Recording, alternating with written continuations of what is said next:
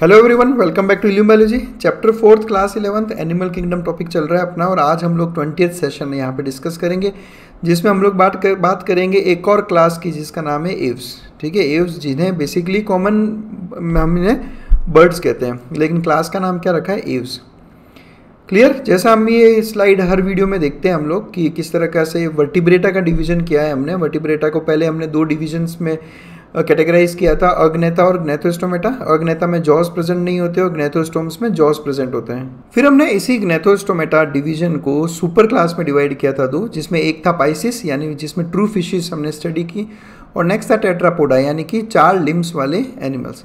फिर टेट्रापोडा को हमने 4 क्लासेस में डिवाइड किया था। एम्फीबियंस हमने पढ़ लिया, रेप्टाइल्स हमने पढ़ लिया, एव्स हम आज यहाँ पे स्टडी करेंगे, और नेक्स्ट वीडियो जो हम बनाएंगे वो मैमल्स पे रहेगा। उसके बाद हम क्या करेंगे, एक और वीडियो बनाएंगे जिसमें हम लोग ये पूरा जो चैप्टर है ना एनिमल डाइवर्सिटी, वो आपको कैसे याद करना है। निमोनिक्स की बात नहीं करूँगा, कुछ ऐसे तरीके बता दूंगा जिससे आप क्या है कि वो सारी की सारी जितनी फाइला है, जितने क्लासेस हैं, उनको एक साथ कैसे आप एक याद कर सकते हो, उसका मैं एक तरीका आपको सिखा दूंगा। तो पहले हम एव्स और मैमल्स पढ़ लेते हैं। आज एव्स कंप्लीट करते हैं हम लोग। तो एव्स वो क्लास है जिसमें सारी बर्ड्स इंक्लूड की जाती है, और बचपन से ही आप शायद नर्सरी क्लास से ही ये सब चीज़ों के बारे में पढ़ते आए हो, और प्लस आप लोगों ने ये सब चीज़ें प्रैक्टिकली देखा है बर्ड्स के बारे में, तो थोड़ा ज़्यादा मुश्किल नहीं होगा आप लोगों के लिए। देखो, बर्ड्स का कैरेक्टरिस्टिक फीचर रहता है प्रेजेंस ऑफ फेदर्स। फेदर्स मतलब कि पर, है ना, जो आप देखते हो ना कि बर्ड्स की बॉडी के ऊपर इस तरह के पर लगे होते हैं, इनको आप फेदर्स कहते हो। अब देखो, ये जो फेदर्स हैं, फेदर्स आपको बर्ड्स की पूरी बॉडी पे देखने को मिलेंगे, इनकी पूरी बॉडी कवर्ड रहती है ये फेदर्स से। ठीक है, अब यहाँ पर एक और टर्म आएगा विंग्स। ठीक है, तो विंग्स और फेदर्स में क्या डिफरेंस है वो भी हम थोड़ी देर में डिस्कस करेंगे। पहले हम एक बार धीरे धीरे आगे बढ़ते हैं। देखो, कैरेक्टरिस्टिक फीचर क्या काम है, प्रेजेंस ऑफ फेदर्स, इनकी बॉडी पर प्रेजेंट होते हैं। एंड बर्ड्स, जैसा कि आप सब लोग जानते हैं कि बर्ड्स कैन फ्लाई, बट कुछ बर्ड्स ऐसी होती हैं जो कि फ्लाई नहीं कर सकती, उड़ नहीं सकती, जैसे कि ऑस्ट्रिच। और ये एग्जांपल भी आपको बचपन से याद होगा। ऑस्ट्रिच एक ऐसा बर्ड होता है जो उड़ नहीं सकता। ठीक है, ये आपके सामने पिक्चर है ऑस्ट्रिच का, और इन पे भी आप देखो फेदर्स प्रेजेंट है इनकी बॉडी पे। ये तो ये फेदर्स रहते हैं बर्ड्स में। अब सबसे खास बात देखो, हम क्या पढ़ रहे हैं, हमने सुपर क्लास बनाई टेट्रापोडा, यानी ऐसे एनिमल्स जिनमें 4 लिम्स प्रेजेंट है, जिनमें 4 लिम्स प्रेजेंट है। और पर्टिकुलरली अगर बर्ड्स की बात करें तो ये जो 4 लिम्स हैं कौन से होते हैं, आगे वाले तो कहलाते हैं 4 लिम्स। जैसे ह्यूमन बींग्स में बात करूँ तो 4 लिम्स आप हाथों को बोलते हो, और हाइंड लिम्स जो आप ह्यूमन बींग्स में पाँव को बोलते हो आप हाइंड लिम्स। बर्ड्स में टिपिकली क्या होता है कि जो 4 लिम्स है ना, यही 4 लिम्स मॉडिफाई होकर विंग्स बन जाते हैं, और इन्हीं विंग्स की हेल्प से जो है बर्ड्स जो है वो उड़ते हैं।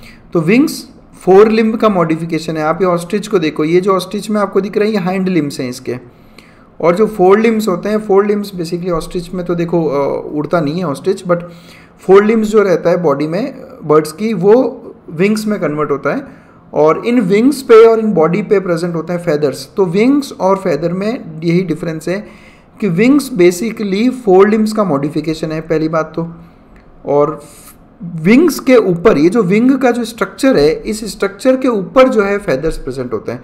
और फेदर्स केवल विंग्स पे प्रेजेंट नहीं होते, फेदर्स जो है विंग्स और उसके साथ साथ पूरी बॉडी पे प्रेजेंट होते हैं। और अगर हिंदी में समझना चाहो आप तो देखो, फेदर्स को आप हिंदी में कहते हो पर, और विंग्स को आप हिंदी में कहते हो पंख। तो ये फ़र्क होता है पंख और पर में। विंग्स 4 लिम्स का मॉडिफिकेशन है, विंग्स के ऊपर फेदर्स प्रेजेंट होते हैं, और फेदर्स केवल विंग्स पे प्रेजेंट नहीं होते, फेदर्स विंग्स पे भी प्रेजेंट होते हैं और बॉडी पे भी प्रेजेंट होते हैं। तो ये जो डिफरेंस है ये आपको ध्यान रखना है। इसके अलावा बर्ड्स वार्म ब्लडेड एनिमल्स हैं। तो पहली बार हमने वार्म ब्लडेड एनिमल्स की बात की। अब तक हमने जितनी भी क्लासेस पढ़ी, हमने सब में कोल्ड ब्लडेड एनिमल्स या पोइकिलोथर्मस एनिमल्स की बात की, और उस वक्त ही मैंने आपको शायद याद करवा दिया था कि आपको केवल 2 क्लासेस याद करनी है होम्योथर्मस में, एव्स और मैमल्स। केवल यही 2 एनिमल्स हैं जो आपके होम्योथर्मस है, और यही रीज़न है कि आपको एव्स और mammals throughout the planet हर जगह देखने को मिल जाएंगे, बिकॉज ये अपना टेम्परेचर रेगुलेशन कर सकते हैं।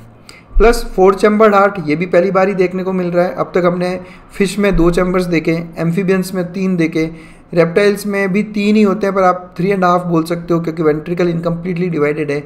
और अब हम एव्स और मैमल्स की बात करेंगे तो 4 चैम्बर्स प्रेजेंट होते हैं। ये राइट ऑरिकल, यहाँ लेफ्ट ऑरिकल, राइट वेंट्रिकल और लेफ्ट वेंट्रिकल, और राइट और लेफ्ट वेंट्रिकल बिल्कुल कंप्लीटली सेपरेट हो रखे हैं यहाँ पे, ठीक है। तो शायद आपको डिफरेंस ध्यान रखना है ना विंग्स और फेदर्स में।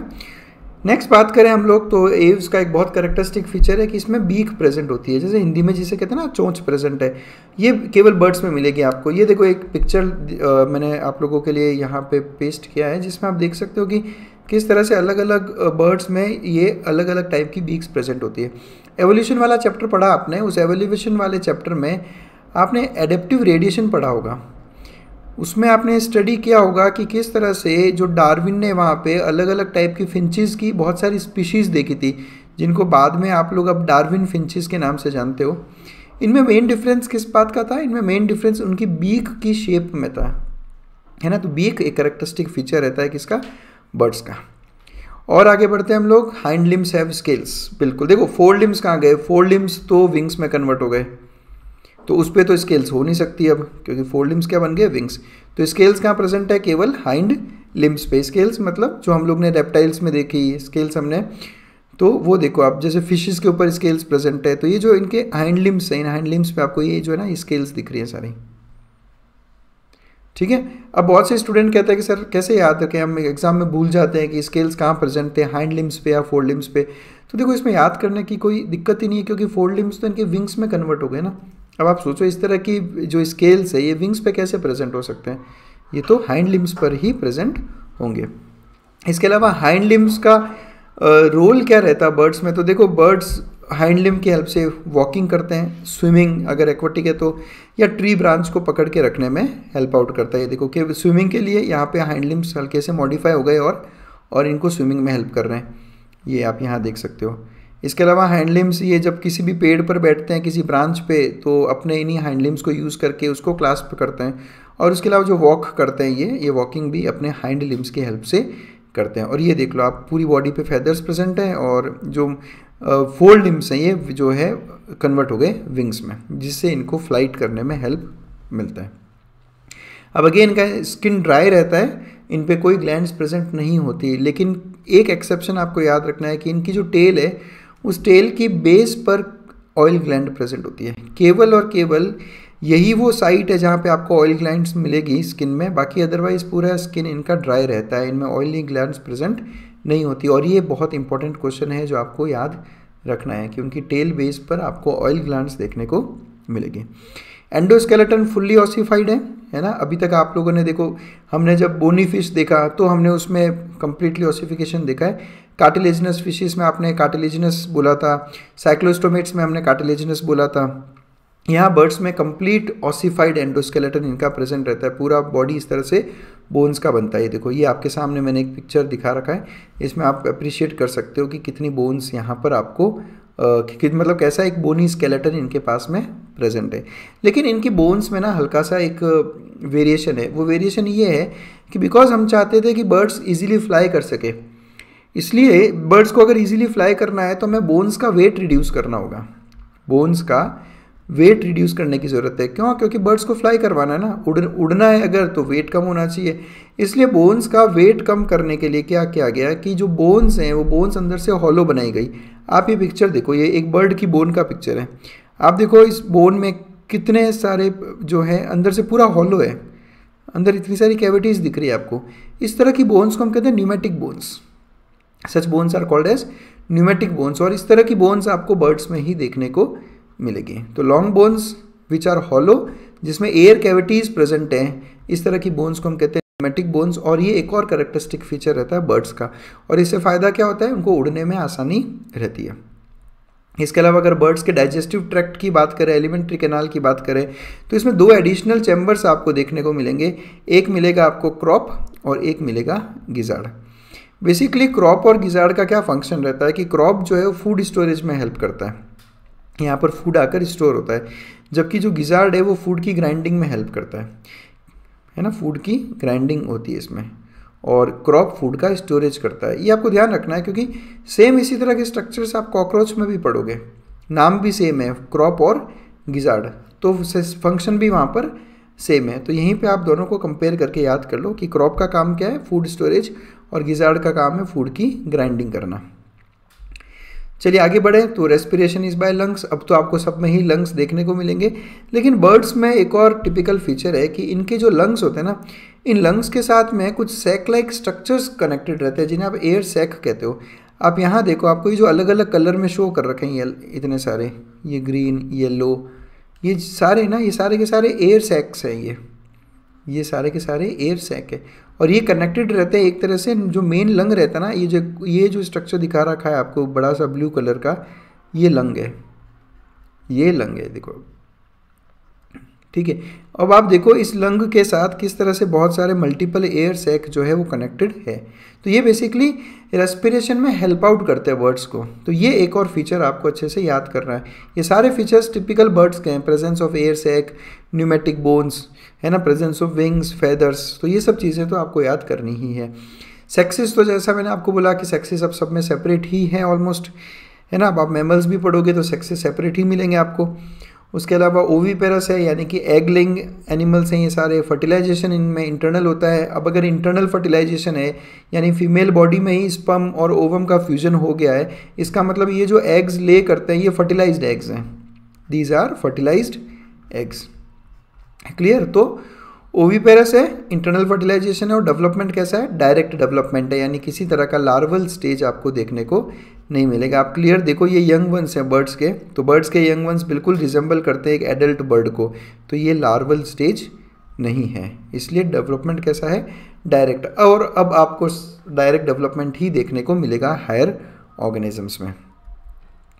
अब चलिए नेक्स्ट एग्जांपल्स की बात करते हैं, बिकॉज जितना एनसीईआरटी में था उतने सारे फीचर्स हमने याद कर लिए हैं, सब पढ़ लिए सारे। एक बार मैं आपको जो स्पेशल फीचर्स जो आपको अच्छे से याद रखना है वो मैं एक बार आपको वापस दिखा देता हूँ। देखो इस स्लाइड में आपको मेन क्या याद रखना है, बाकी सब चीज़ें तो आपको याद रह जाएगी। एक तो मेन आपको याद रखना है प्रेजेंस ऑफ फेदर्स, और दूसरा ये कि 4 limbs are modified into wings, एक तो ये अलग से है। उसके अलावा प्रेजेंस ऑफ बीक, ये दूसरा फीचर। हाइंड लिम्स पे स्केल्स प्रेजेंट है, ये तीसरा फीचर। उसके अलावा ये 3 मेन फीचर्स हो गए। ड्राई स्किन होती है और oil glands base of tail, ये चौथा याद करना है आपको। उसके अलावा न्यूमेटिक बोन्स अच्छे से याद करो, और क्रॉप गिजार्ड के बारे में याद करो, और एयर सैक का प्रेजेंस। ये क्वेश्चन नीट में आ रखा है एयर सैक पे, ट्रू और फॉल्स का स्टेटमेंट था या फिर सेलेक्ट द करेक्ट स्टेटमेंट का ऑप्शन था, ऐसा कुछ, पर ये क्वेश्चन एग्जाम में आ रखा है। एग्जाम्पल्स की बात करें तो देखो एग्जाम्पल्स भी आप लोगों के लिए नए नहीं हैं, अब आपको अच्छे से पता है, पिजन, क्रो, है ना, ये स्पैरो, ये सारे के सारे बर्ड्स के एग्जाम्पल्स है, बट आपको ध्यान रखना है इनके जूलॉजिकल नेम्स। तो सबसे पहले हम बात करेंगे कॉर्वस, यानी कि क्रो, ठीक है, ये तो आप लोगों ने सबने देखा होगा कॉर्वस को। उसके अलावा सिटेक्युला, सिटेक्युला इज पैरट, और कोलम्बा इज पिजन, ठीक है। तो कोलम्बा, सिटेक्युला और कॉर्वस, तो ये हो गए 3। इनके जूलॉजिकल नेम मेनली याद करने हैं क्योंकि एग्जाम में इनको जूलॉजिकल नेम से भी पूछा जाता है। तो Columba is pigeon, Psittacula is parrot and Corvus is crow. Next example में एक बहुत खूबसूरत बर्ड, पेवो, पेवो मतलब कि पिकॉक। उसके अलावा एप्टाइनोडाइट्स, एप्टाइनोडाइट्स पेंगुइन को कहते हैं, और ये आपको अच्छे से याद करो कि भाई पेंगुइन जो हैं बर्ड्स हैं, बहुत से स्टूडेंट पेंगुइन को मैमल्स की कैटेगरी में रखते हैं, है ना, तो ये गलत याद कर रखा है आप लोगों ने, मैंने ये गलती बहुत होते देखा है बच्चों के। Penguins are not mammals, penguins are birds, penguins या फिर एप्टेनोडाइट्स इनका जूलॉजिकल नेम है। उसके अलावा स्ट्रूडियो, दैट इज ऑस्ट्रिच, ये भी आप लोगों को अच्छे से पता होगा। नियोफ्रॉन, वल्चर, जिसे बेसिकली गिद्ध कहते हो ना, जो स्कैवेंजर्स का काम करते हैं, जो डेड एनिमल्स हैं उनको खाने का काम करते हैं ये बेसिकली, तो नियोफ्रॉन इज वल्चर। और ये एनसीईआरटी ने किस किस के पिक्चर्स दे रखे हैं वो मैं आपको एक बार बता देता हूँ और आप इजीली आइडेंटिफाई कर सकते हो।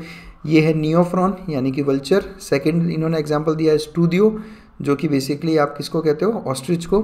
तीसरा है सिटेक्युला यानी कि पैरट, और चौथा है पेवो यानी कि पिकॉक।